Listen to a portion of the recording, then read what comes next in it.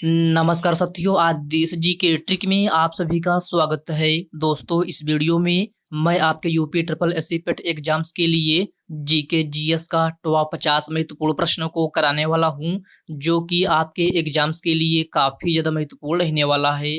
तो साथियों, इस वीडियो को आप बड़े ही ध्यानपूर्वक एंड तक जरूर देखिएगा।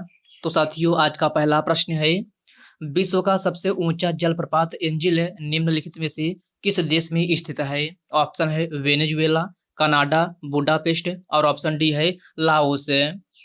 तो साथियों, विश्व का सबसे ऊंचा जलप्रपात एंजिल जो है आपका यह है वेनेजुएला में स्थित है।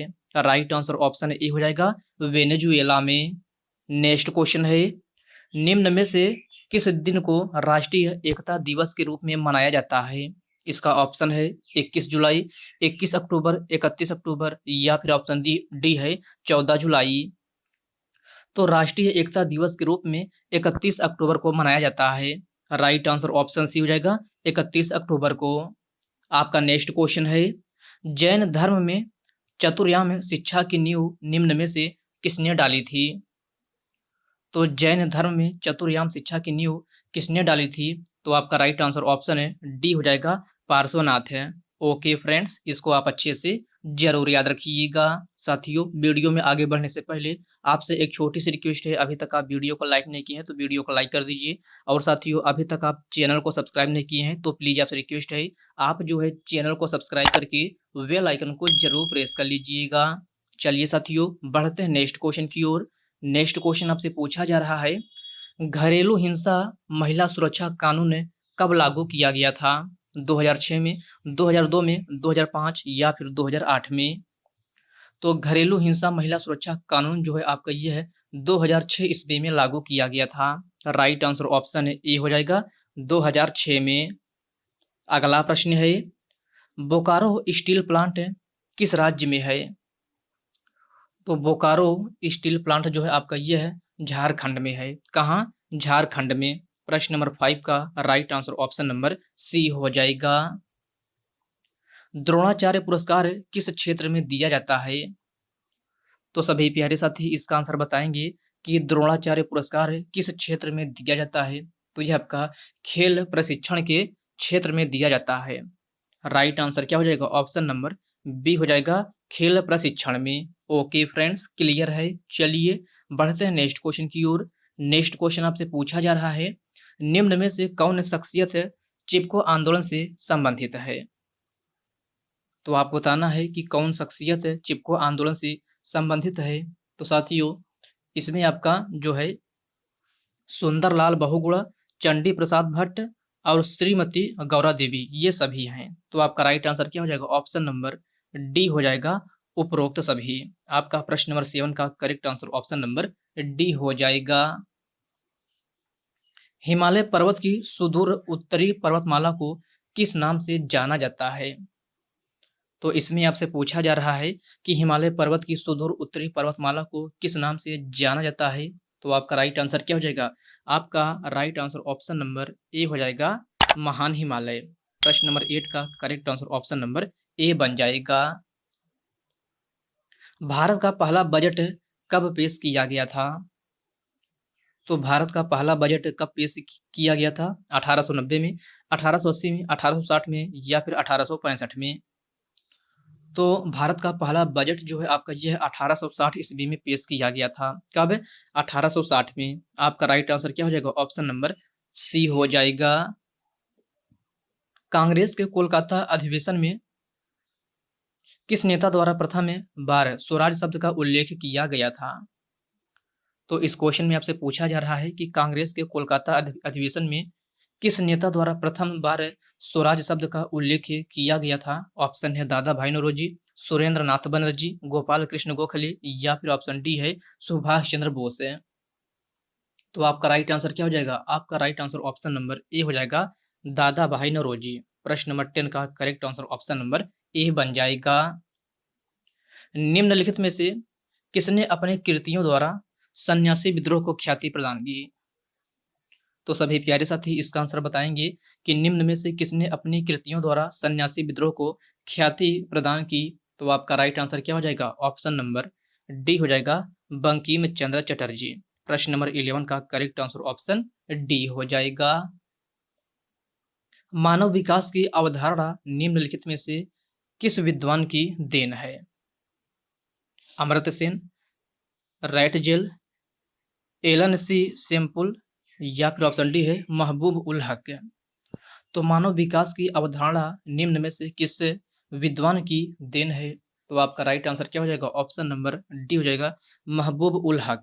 राइट आंसर क्या हो जाएगा? ऑप्शन नंबर डी हो जाएगा। डाफला हिल्स किस राज्य में स्थित है? तो डाफला हिल्स किस राज्य में स्थित है? अरुणाचल प्रदेश, महाराष्ट्र, राजस्थान या फिर गुजरात है? आपका right answer option number A हो जाएगा अरुणाचल प्रदेश। डाफला हिल्स जो है आपका कहाँ स्थित है? तो अरुणाचल प्रदेश में स्थित है। प्रश्न नंबर 13 का correct answer option number A बन जाएगा। लुसाई पहाड़ियां निम्नलिखित में से किस राज्य में स्थित है? तो प्यारे साथियों, लुसाई पहाड़ियां जो है आपका यह है मिजोरम में स्थित है। कहाँ? मिजोरम में। राइट आंसर क्या हो जाएगा? ऑप्शन नंबर डी हो जाएगा। निम्नलिखित में से किसने संवैधानिक उपचार के अधिकार को संविधान की आत्मा कहा है? तो आपको बताना है कि संवैधानिक उपचार के अधिकार को संविधान की आत्मा किसने कहा है? तो यह आपका डॉक्टर भीमराव अंबेडकर ने कहा है। किसने? डॉक्टर भीमराव अंबेडकर ने। तो आपका राइट आंसर क्या हो जाएगा? ऑप्शन नंबर ए हो जाएगा। ओके फ्रेंड्स, नेक्स्ट क्वेश्चन है, किस महाद्वीप को प्रायद्वीपीय महाद्वीप के नाम से जाना जाता है? तो इसमें आपसे पूछा जा रहा है कि किस महाद्वीप को प्रायद्वीपीय महाद्वीप के नाम से जाना जाता है? तो साथियों, यह आपका यूरोप महाद्वीप है। कौन सा? यूरोप महाद्वीप है। राइट आंसर क्या हो जाएगा? ऑप्शन नंबर बी हो जाएगा। निम्नलिखित में से किस महाद्वीप को महाद्वीपों का महाद्वीप कहा जाता है? तो किस महाद्वीप को महाद्वीपों का महाद्वीप कहा जाता है? ऑप्शन है अंटार्कटिका महाद्वीप, अफ्रीका महाद्वीप, यूरोप महाद्वीप या फिर ऑप्शन डी है एशिया महाद्वीप है। आपका right answer option number A हो जाएगा एशिया महाद्वीप है। महाद्वीपों का महाद्वीप जो है एशिया महाद्वीप को कहा जाता है। तो प्रश्न नंबर 17 का right answer option number D हो जाएगा। टी बाला सरस्वती का संबंध है किस शास्त्रीय लोक की नृत्य शैली से है? तो टी बाला सरस्वती का संबंध जो है भरतनाट्यम से है। किससे? भरतनाट्यम से। राइट आंसर क्या हो जाएगा? ऑप्शन नंबर सी हो जाएगा। भरतनाट्यम किस राज्य का प्रसिद्ध शास्त्रीय लोक की नृत्य शैली है? तो यह आपका तमिलनाडु का है। कथकली कहाँ का है? तो कथकली आपसे पूछा जाए तो यह आपका केरल राज्य का है। मोहिनीअट्टम कहाँ का है? तो यह भी आपका कहाँ का है? तो केरल राज्य का है। कुचिपुड़ी की बात की जाए तो कहाँ का है? तो यह आपका आंध्र प्रदेश का है। ओके फ्रेंड्स, क्लियर है। चलिए बढ़ते हैं नेक्स्ट क्वेश्चन की ओर। नेक्स्ट क्वेश्चन आपसे पूछा जा रहा है, भारतीय संविधान का अनुच्छेद 360 है किससे संबंधित है? तो भारतीय संविधान का अनुच्छेद 360 जो है आपका यह है वित्तीय आपात से संबंधित है। किससे? वित्तीय आपात से। तो आपका प्रश्न नंबर 19 का correct answer option number A हो जाएगा। बक्सर का युद्ध कब हुआ था? तो बक्सर का युद्ध जो है 1764 ईस्वी में हुआ था। कब? 1764 ईस्वी में। राइट आंसर क्या हो जाएगा? ऑप्शन नंबर ए हो जाएगा। सॉरी फ्रेंड्स, 1764 में हुआ था। तो ये ऑप्शन, बक्सर का युद्ध कब हुआ था? तो बक्सर का युद्ध जो है आपका 1764 ईस्वी में हुआ था। कब? 1764 ईस्वी में। मैं बोल सही रहा हूँ, बाकी ऑप्शन को गलत टिक कर रहा हूँ। तो आपका बक्सर का युद्ध जो है 1764 ईस्वी में हुआ था। तो आपका राइट आंसर क्या हो जाएगा? ऑप्शन नंबर बी हो जाएगा। ओके फ्रेंड्स, तो बक्सर का युद्ध कब हुआ था? तो बक्सर का युद्ध 1764 ईस्वी में हुआ था। राइट आंसर क्या हो जाएगा? ऑप्शन नंबर बी हो जाएगा। अगला प्रश्न है, निम्न में से कौन सा एक द्वीपीय महाद्वीप के नाम से जाना जाता है? तो कौन सा एक द्वीपीय महाद्वीप के नाम से जाना जाता है? तो प्यारे साथियों, यह है आपका ऑस्ट्रेलिया महाद्वीप है। राइट आंसर क्या हो जाएगा? ऑप्शन नंबर सी हो जाएगा ऑस्ट्रेलिया महाद्वीप। कॉन्टिनेंट ऑफ कंट्रास्ट किसे कहा जाता है? तो कॉन्टिनेंट ऑफ कंट्रास्ट किसे कहा जाता है? तो साथियों, यह आपका एशिया महाद्वीप को कहा जाता है। किसको? एशिया महाद्वीप को। तो राइट आंसर क्या हो जाएगा? ऑप्शन नंबर सी हो जाएगा एशिया महाद्वीप को। सिद्धि धमाल किस राज्य की प्रमुख लोक नृत्य शैली है? तो सिद्धि धमाल जो है आपका ये है गुजरात राज्य का प्रसिद्ध है लोक नृत्य शैली है। कहाँ का? गुजरात राज्य का। तो प्रश्न नंबर 23 का right answer option number C हो जाएगा। अकबर का राज्याभिषेक कब हुआ था? तो अकबर का राज्याभिषेक जो है आपका ये है 1556 ईस्वी में हुआ था। कब? 1556 ईस्वी में। तो राइट आंसर क्या हो जाएगा? ऑप्शन नंबर बी हो जाएगा। साथियों, अगर आपसे डेट पूछा जाए तो 14 फरवरी। कब? 14 फरवरी 1556 ईस्वी में जो है आपका अकबर का राज्याभिषेक हुआ था। सालाबाई संधि के समय भारत का गवर्नर जनरल कौन था? तो सालाबाई संधि के समय भारत का गवर्नर जनरल जो था आपका ये है वारेन हेस्टिंग था। कौन है? वारेन हेस्टिंग थे। वारेन हेस्टिंग से। तो राइट आंसर क्या हो जाएगा? ऑप्शन नंबर डी हो जाएगा। अगला प्रश्न है, जनगणना 2011 के अनुसार भारत में सबसे अधिक जनसंख्या घनत्व वाला राज्य कौन सा है? पश्चिम बंगाल, केरल, उत्तर प्रदेश या फिर बिहार? तो जनगणना 2011 के अनुसार भारत में सबसे अधिक जनसंख्या घनत्व वाला राज्य जो है आपका ये है बिहार राज्य है। राइट आंसर क्या हो जाएगा? ऑप्शन नंबर डी हो जाएगा, बिहार। जनगणना 2011 के अंतिम आंकड़ों के अनुसार भारत का औसत जनसंख्या घनत्व प्रति वर्ग किलोमीटर कितना है? तो क्वेश्चन को ध्यान से पढ़िएगा। इसमें आपसे पूछा जा रहा है कि जनगणना 2011 के अंतिम आंकड़ों के अनुसार भारत का औसत जनसंख्या घनत्व प्रति वर्ग किलोमीटर कितना है? तो यह आपका 382 है। कितना? 382। तो राइट आंसर क्या हो जाएगा? ऑप्शन नंबर डी हो जाएगा। चतुर्थ बौद्ध संगीति निम्नलिखित में से किसके शासन काल में हुई थी? अशोक, बलबन, कनिष्क या फिर बाणभट्ट? तो चतुर्थ बौद्ध संगीति जो है आपका ये है कनिष्क के शासन काल में हुई थी। राइट आंसर क्या हो जाएगा? ऑप्शन नंबर सी हो जाएगा, Kanishka. Okay friends, next question है, आगरा के किले में मोती मस्जिद का निर्माण निम्न में से किसने करवाया था? अकबर, अशोक, चंद्रगुप्त मौर्य या फिर शाहजहां? तो आगरा के किले में मोती मस्जिद का निर्माण जो है आपका ये है शाहजहां ने करवाया था। किसने? शाहजहां ने। राइट आंसर क्या हो जाएगा? ऑप्शन नंबर डी हो जाएगा।